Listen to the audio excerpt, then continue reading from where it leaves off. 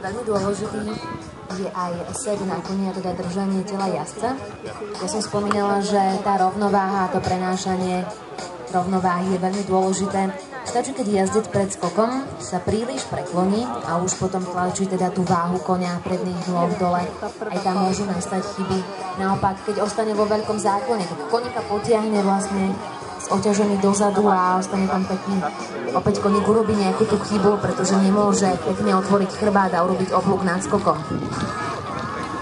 A aj Kamila Dubiela má na cieli v základnom kole 4 trestné body.